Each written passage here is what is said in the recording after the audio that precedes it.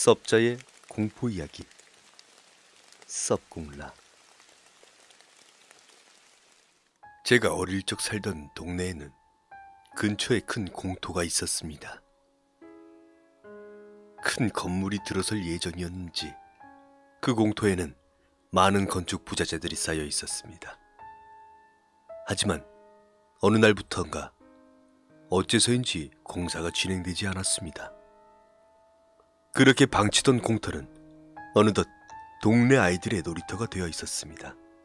물론 소문난 말괄량이이자 장난꾸러기였던 저도 예외는 아니었습니다. 공터의 중간에는 아무도 살지 않는 흉가가 있었습니다. 사실 공사가 진행되기 전까지 가까이 하지 않던 곳이라 그 집에 사람이 언제부터 살지 않았는지는 잘 모르겠습니다. 공사가 진행될 쯤 이미 빈집이었습니다. 물론 사람이 사는 채로 공사가 진행되지는 않겠지만 말이죠. 그렇지만 작은 동네임에도 불구하고 그 집의 존재를 몰랐다는 것이 아직도 의문입니다. 더욱 의문인 것은 그 공터에 존재하는 집은 그 집 하나뿐이었습니다. 그 주위에는 사람이라곤 찾아볼 수 없었습니다.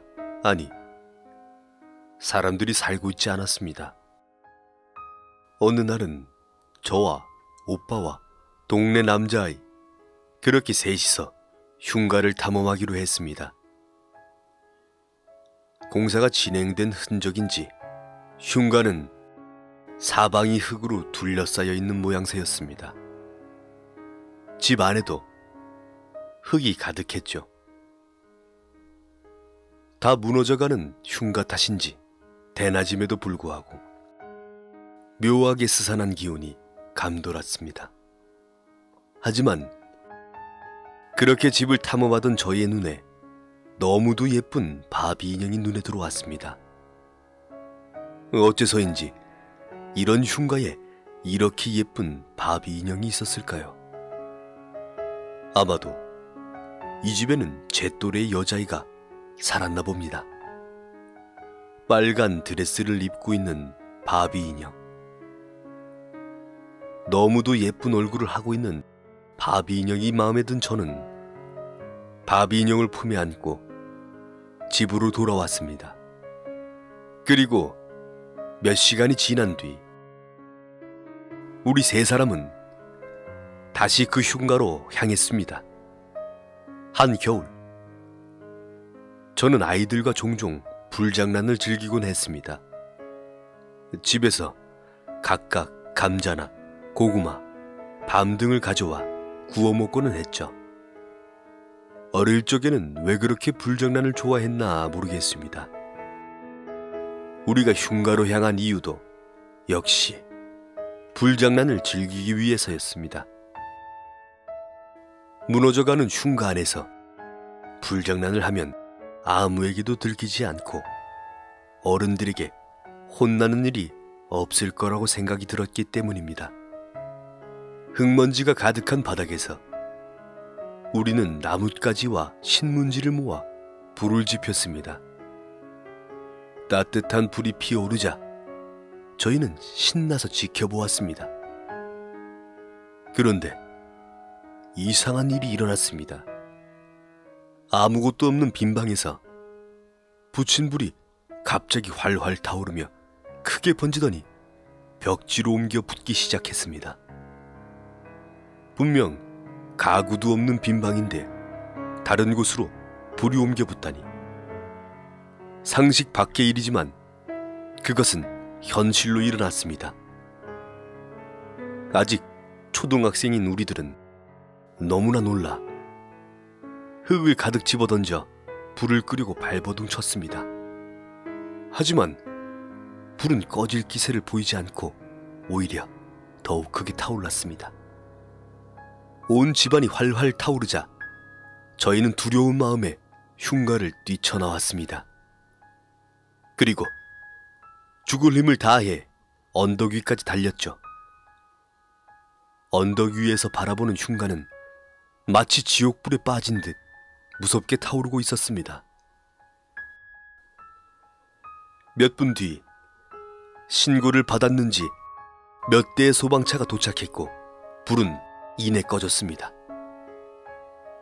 그 일이 있은 후 며칠간 우리는 밖에 나올 수 없었습니다. 막연한 두려움이 샘솟았기 때문이었죠. 하지만 어느샌가 그런 일이 있었다는 사실을 잊어가기 시작했습니다. 그렇게 흉가에 대한 일을 잊어갈 때쯤 낮잠을 자게 되었습니다. 하지만 얼마 지나지 않아 잠에서 깨어났고 눈을 뜬 전 몸을 일으키려 했습니다. 그러나 눈꺼풀을 제외한 모든 곳이 움직이지 않았습니다. 내 몸이 마치 내 몸이 아닌 것 같은 묘한 기분. 저는 이것이 사람들이 말하던 가위라는 것이라는 것을 금세 깨달았습니다. 가위에서 깨어나기 위해 안간 힘을 쓰던 저의 눈에 들어온 것은 머리맡에서부터 뻗어오는 하얀 손이었습니다. 너무 무서웠던 저는 그대로 정신을 잃었던 것 같습니다. 식은땀을 흘리며 악몽을 꾸던 저는 어머니에게 발견되어 깨어났지만 그 이후로도 악몽은 끊이지 않았습니다. 꿈의 내용 중 기억나는 것은 여자아이의 미소와 빨간 원피스, 그리고 하얀 손뿐. 자세히는 기억나지 않지만 하얀 손은 언제나 저를 어디론가 끌고 가려고 했습니다. 어느 날 방 청소를 하시던 어머니가 저를 불렀습니다. 아유, 침대 머리랑 벽 사이에 이런 게 껴있더라. 그런데 우리 집에 이런 게 있었던가? 어머니의 손에 들려있던 것은 흉가에서 가져온 바비 인형이었습니다. 아무리 찾아도 나오지 않던 그 인형, 아마도 침대 사이에 떨어져 끼어있던 모양입니다. 아, 그거? 인형을 바라본 순간 제 머리에서 강렬한 이미지가 떠올랐습니다.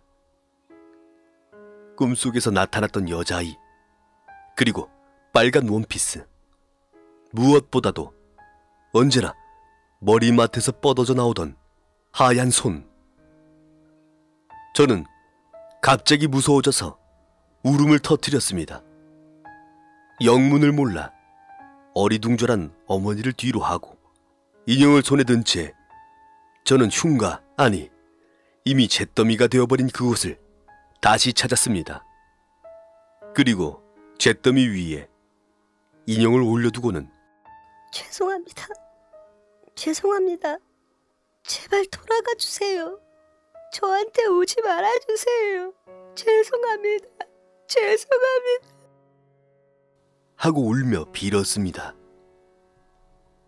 다행히 그 뒤로는 가위에 눌리는 일도, 악몽을 꾸는 일도, 빨간 원피스의 여자아이가 찾아오는 일도 없었습니다. 저의 진심 어린 사과에 마음이 동한 것인지 아니면 제가 아닌 다른 아이에게로 가버렸는지는 잘 모르겠습니다.